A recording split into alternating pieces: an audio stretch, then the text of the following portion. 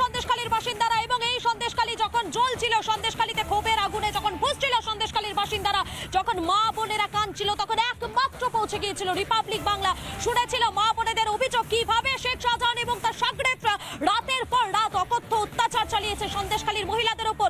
Republic বাংলায় প্রথম পৌঁছে গিয়েছিল, প্রথম দেখিয়েছিল আপনাদের। আমি এই মুহূর্তে আবারও একবার সন্দেশখালীতে চলে যাবো। সন্দেশখালীতে অনুপম রয়েছেন আমার সঙ্গে। অনুপম, এই মুহূর্তে সন্দেশখালীতে কি ছবি ধরা পড়ছে? হ্যালো হ্যালো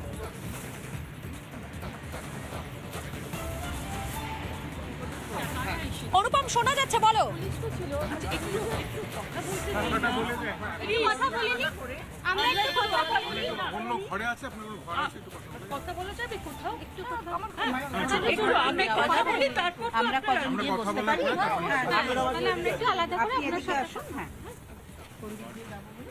দেখো, এই মুহূর্তে রাজ্য শিশু সুরক্ষা কমিশনের যারা প্রতিনিধি রয়েছেন তারা শীতলিয়া এসে পৌঁছেছে নির্যাতিতার বাড়িতে।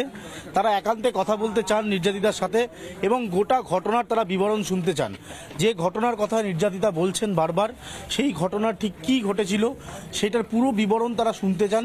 এবং এই মুহূর্তে নির্যাতিতা যিনি রয়েছেন তার বাড়িতে পৌঁছেছেন রাজ্য শিশু সুরক্ষা কমিশনের প্রতিনিধি এবং তারা এই মুহূর্তে কথা বলছেন এবং তারা এই নির্যাতিতার সাথে কথা বলবেন।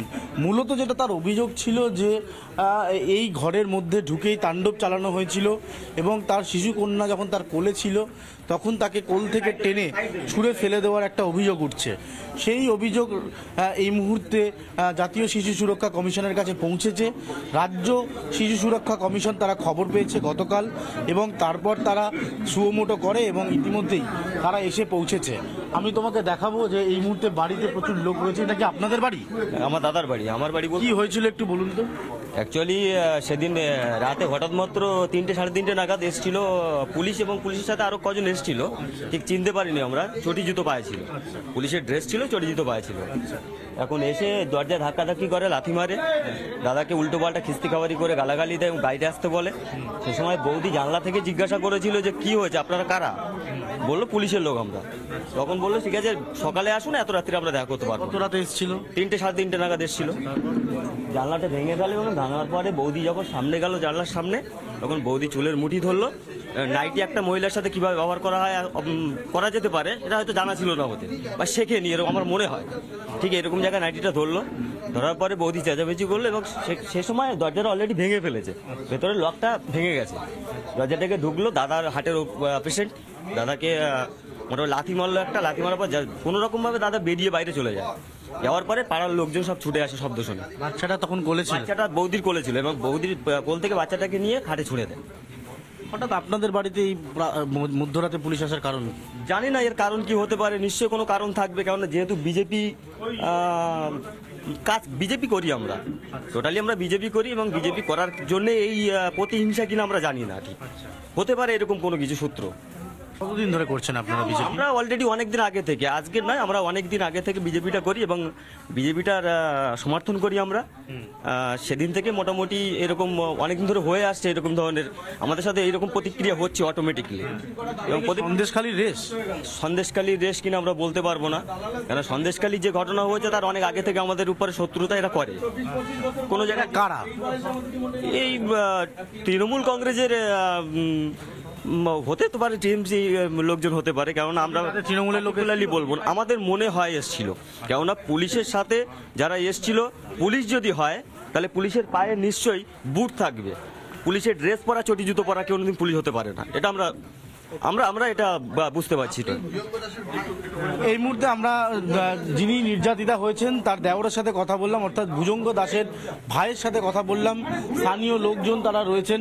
আমি একবার বলবো এদিকে আসার জন্য। এবং একটা বিষয় যেটা দেখানোর খুব প্রয়োজন রয়েছে, সেদিনকার রাতের যে ঘটনার উল্লেখ তারা করছেন, যে ঘটনার কথা তারা বলছেন, সেই ঘটনার কি রেস ছিল একবার একটু দেখে নাও। এই হচ্ছে দরজা এবং দরজাটাকে কিভাবে, দাদা একটুখানি, কিভাবে ভাঙা হয়েছে, এই হচ্ছে ভাঙার অবস্থা। এই দরজাটাকে এভাবে ভাঙা হয়েছে এবং রাত্রেবেলা যারা তাণ্ডব চালিয়েছে তারা শুধু দরজায় তাণ্ডব চালিয়েছে নয়, জানলা পর্যন্ত ভাঙা হয়েছে। আমি একবার দীপঙ্করকে বলবো এদিকে দরজার ছবি পাশাপাশি জানলার ছবিটা দেখানো। তুমি দেখতে পাচ্ছ যেটা ভুজঙ্গ দাসের স্ত্রী এবং তার ভাই, ভুজঙ্গ দাসের ভাই অভিযোগ করছে এই যে জানলা, এই জানলা ভাঙচুর করা হয়।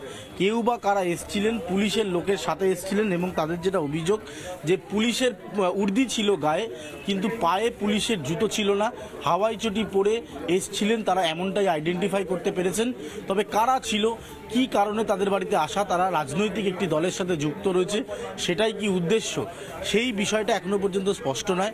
এই গোটা খবর কিন্তু জাতীয় শিশু সুরক্ষা কমিশনের কাছে পৌঁছায়, তারপর তারা একটা সুমোটো করে এবং তারা নড়ে চড়ে বসে। শেষমেশ গতকাল খবর পায় রাজ্য শিশু সুরক্ষা কমিশন, আজকে তারা ছুটে এসছেন, আজকে তারা নির্যাতিতার সাথে কথা বলছেন।